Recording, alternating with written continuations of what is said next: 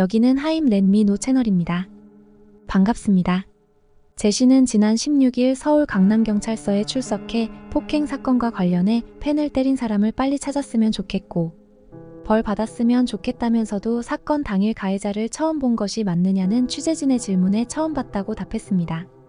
경찰 등에 따르면 지난달 29일 새벽 강남구 압구정동에서 미성년자인 한 팬이 제시에게 사진 촬영을 요청하다가 제시 일행 중 한 남성에게 폭행당한 사건이 발생했습니다. 제시는 폭행을 말리다가 현장을 떠났고 이후 피해자의 신고로 경찰이 출동해 제시 일행의 가해자에 대한 행적을 물었으나 그들은 모른다고 답했다고 전해졌습니다.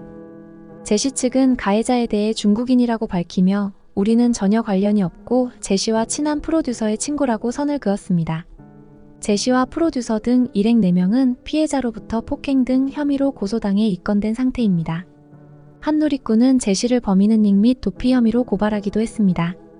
제시의 일행인 프로듀서는 피해자가 사진 요청을 하자 막아 세운 뒤 배를 주먹으로 때리고 머리를 들이민 것으로 전해지며 그는 프로듀서 겸 래퍼로 활동하는 코알라입니다. 코알라는 제시의 여러 앨범 제작에 참여했습니다.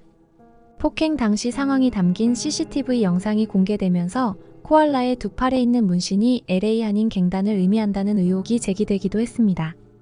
경찰은 코알라를 지난 11일 피고소인 신분으로 불러 조사했습니다.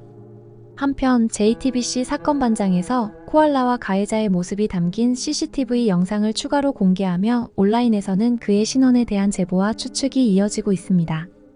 11년 전 비슷한 일을 당했다고 주장한 한국계 미국인은 제시 측이 가해자가 출국해 한국에 없다고 하는데 옛날에도 똑같았다며 가해자가 중국 사람이라고 웃기고 있네라고 비난했습니다. DOD는 18일 당사와 제시는 향후 활동에 대해 많은 대화를 나눴고 제시의 요청으로 심사숙고 끝에 2024년 10월 18일부로 전속계약을 종료하기로 결정했다고 밝혔습니다. 서울 강남경찰서는 지난 16일 제시를 피의자 신분으로 불러 조사했습니다.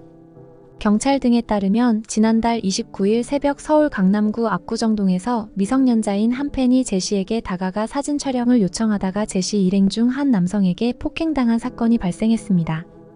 제시는 올해 초 박재범이 설립한 모어비전과 계약을 종료한 후 지난달 DOD와 전속계약을 맺었으나 불미스러운 일로 약 1개월 만에 다시 소속사를 떠나게 되었습니다.